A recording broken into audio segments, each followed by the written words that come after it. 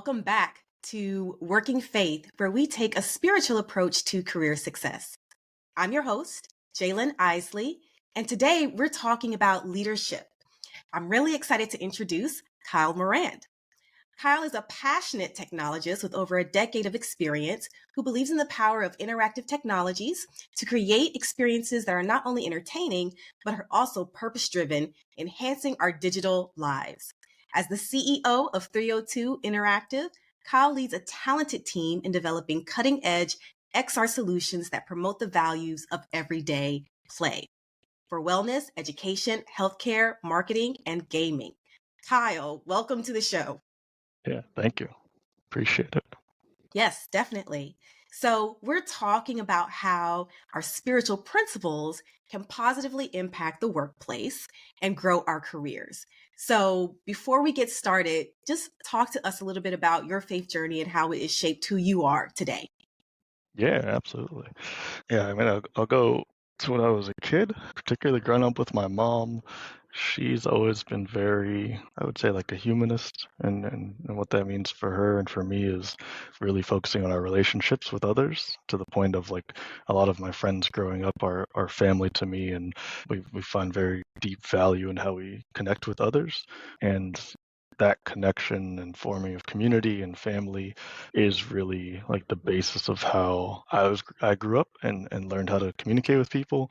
And so as I was kind of going through school, I'm a drummer, so I'm a big musician, and for myself that's always been fun. But going through middle school and high school, I would end up being like, whatever band that I was in, and ended up being like drum captain for drumline for a couple of years, and organizing 30 plus folks, and it was always for me a perspective of not just, oh, I'm captain of this drum line, and so I get to tell everybody what to do.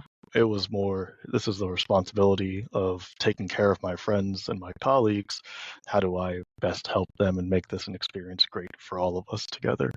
So that kind of perspective my mom gave me of, when you are close with somebody, this becomes your family. That's kind of been ingrained with me all the way up until now, where I've got this company and my employees are my community, and it's my responsibility to create the best experience for them.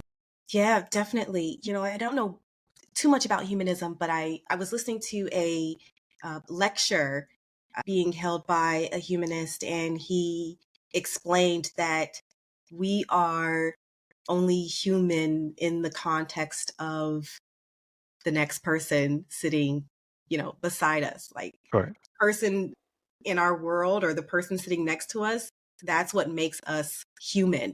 And our ability to lean into that connectedness is our opportunity to elevate the experience in this world in so many Exactly. different ways.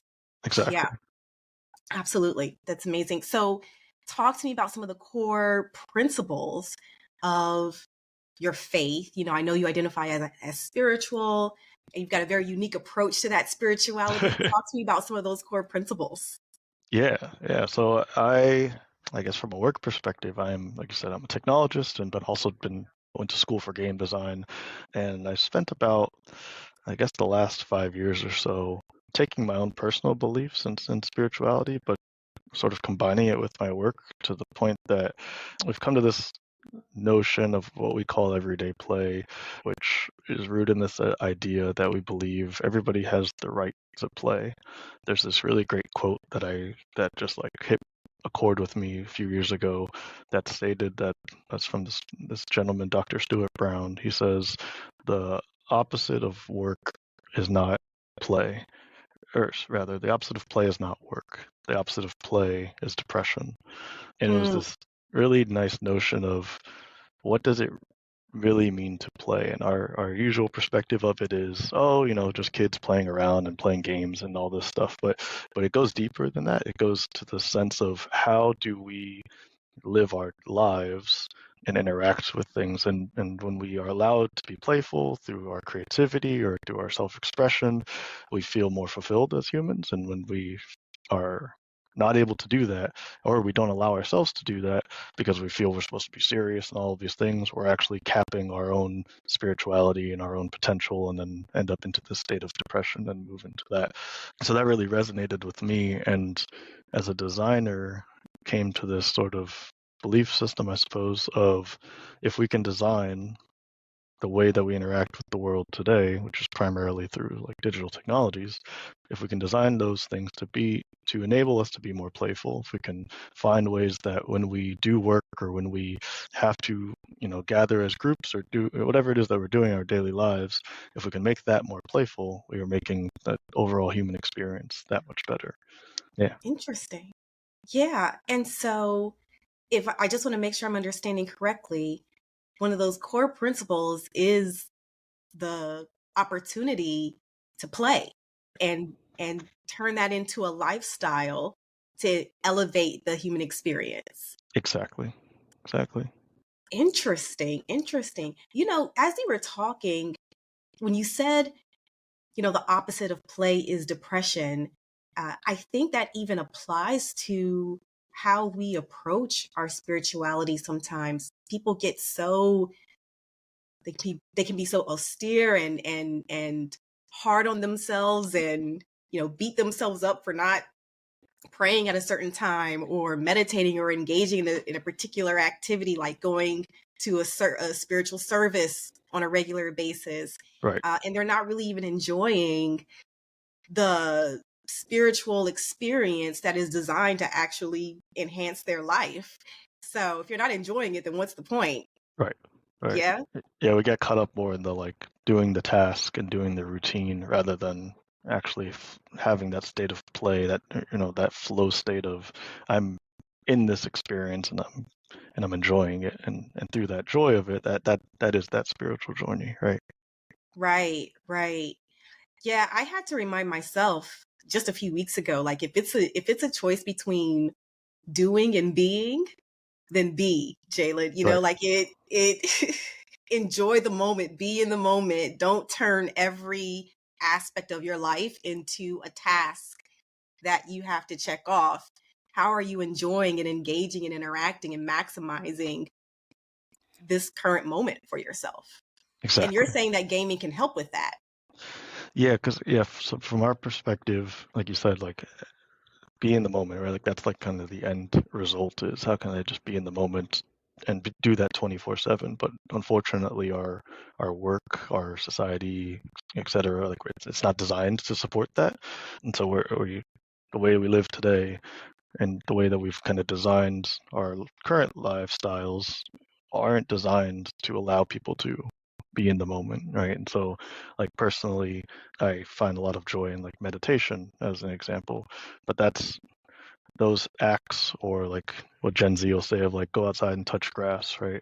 Like those actions are about diverting away from your daily life to find a sense of peace, just to then come back and go back into the chaos of things. And so our kind of perspective on it is, can we just redesign the chaos so that you can be in Are the you still moment there? peacefully and still have a productive, healthy lifestyle? I'm still here. Oh, perfect. Sorry. Thought I had to change some settings there. That's Okay, okay. go ahead. What were you saying? Can you say Oh, that one more time, where'd you please? lose me? I lost you at meditation.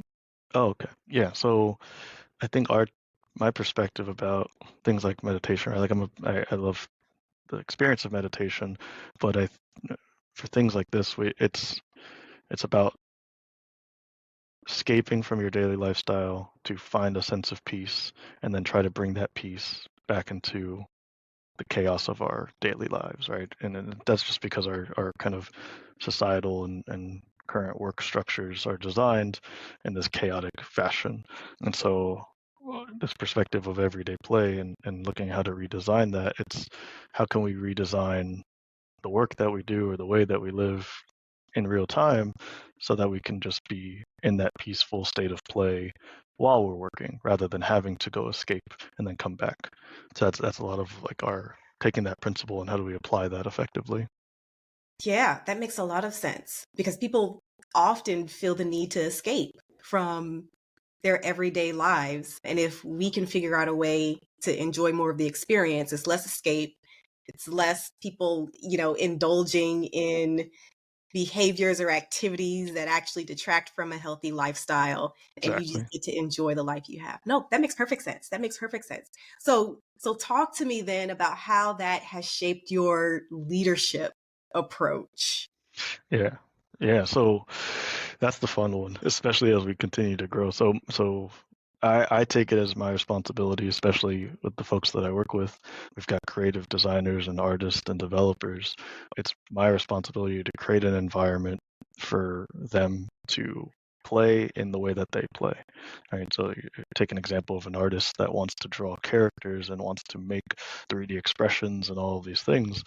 How can I make our work environment and the work that they have to do to tap into that state of play so that when they come to work, it's not do the task, do the task, do the task, do the task, do the task, and then it feels like just a drain on their creative energy. But how do we actually design our workflow to uplift that creative energy in a positive way? That's like my measure for success or failure. And it's very challenging, especially with the demands of having to deliver for clients or having to just keep, the status quo of business operations and whatnot. So we're constantly reevaluating how for our teams can we empower them to be in a state of play while they're still accomplishing the work that they want to do. Um, so that's kind of one area from the leadership side, and then the other for me personally is taking that perspective, but then one-on-one maintaining not just our business relationships, but maintaining a playful relationship with the folks that I lead. I'm a big believer in like not just leading from the front and saying everybody follow me and do what I say. It's about coming, to the group in a circle and being collaborative and expressing my state of play with them and having that exchange effectively while still respecting, my position as a leader in that. Yeah. So I have to imagine that if the work environment is designed to be this playful experience and your leadership approach is designed to foster that and in a sense protect that as well, that comes with you having to also invest in your own spiritual well-being. So what kind of Yeah. practices, what do you do in order to ensure that you can show up and protect the place space of others? Yeah, for sure. Yeah, right. Like it part of that responsibility. I can't show up to work upset, right? Like I if I bring that energy, I bring that energy onto everybody. So that's really my responsibility. And so for me, I got a couple things, I suppose. Like I mentioned, I try really hard to protect my mornings. That's a big thing for me. So before I come to work for like 90 minutes, I have two things that I do. I do my early morning meditation just for my sense of peace and quiet. And that's really big for me just to get, especially coming out of the night. Sometimes we work late into the night and sleep 4 hours, and regardless, when I wake up, I need to give myself that sense of space and realignment with time, really. And then I spend about an hour usually over coffee at like my favorite coffee place, just journaling and just where my thoughts are at, and really let whatever's on my mind, if it's work, if it's I'm upset about something, if it's family stuff, whatever it is, and I just write and write and write and write and write and write. I found that to be really helpful for me because sometimes it's just a conversation with myself about work, but other times it's a conversation with myself of how I'm feeling, and I can take that time and space before I come to work to reflect with that and then find what good ways to regulate that and then come to work. Do you gamify your morning routine? That's a good question. Do I gamify it? Not so much. Hmm. And that's actually intentional because I used to have it pretty structured, my morning routine. And I actually intentionally have an unstructured morning routine and allow myself that really it's like 3 hour block from like 6 in the morning to 9 in the morning. That 3 hour block is just free form. Like I know what I want to accomplish in those 3 hours, but I allow how I'm feeling to just flow within that. So I guess the only gamification to that is that by 9 a.m., like there's like a switch that happens, and then I got to start. Then I get into my mode of like the things I actually got to do. But between 6 and 9, it's really just meant to be like allowing myself to be with myself. And if I'm feeling bad, I'll take my time with things. And if I'm feeling great, then I'll listen to music and dance and take a shower and all that good stuff. But I allow myself to not force myself into a position that I'm not in the morning. I appreciate that balanced approach to spiritual rejuvenation. You've got to listen to your body, and you got to listen to the season that you're in at that Yeah, particular time. You've got to listen to, what your needs might be from a psychological or mental or physical standpoint. So all of that plays a role in how your spiritual rejuvenation and self-care can evolve and change depending on the day. So right. yeah, I like that balanced approach. Okay, great. Well, this has been an excellent discussion on how life based on games and play can actually enhance your experience and also elevate your career engagement and success. So, if you could tell us, your one tip, if anything, about how people who are leaders, how could they take a spiritual approach to leadership using some of the principles that you use on a regular basis? Yeah, I would say really the two tips, they're coupled together. Understanding your state of play and what that means for you. For me, it's rooted deeply in music. Like I mentioned, I'm a drummer, so I use music to really enhance my state of play throughout my day, and it's really what I entwine personally into my work. And then because I have that understanding for myself, with every employee that I have, understanding how they play, not just in their work, but just personally, like what is their personal way that they play in their lives, because in that I can really deeply connect with them in a way that we can communicate much more effectively.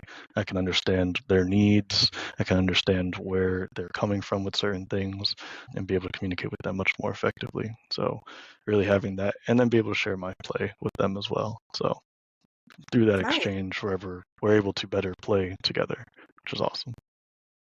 Indeed, indeed. All right, audience. Well, you heard it. Incorporate, first of all, learn how you play, and then learn how others play as well, and just see what happens in life as a result. What comes up? Absolutely. Yeah, indeed, indeed. Well, thank you all for listening to today's show. All the show notes and information about our guest, Kyle Morrand, can be found on our website, workingfaith.com. We look forward to having you all next week as we share more tips on how you can take a spiritual approach to career success and work your faith. Good day.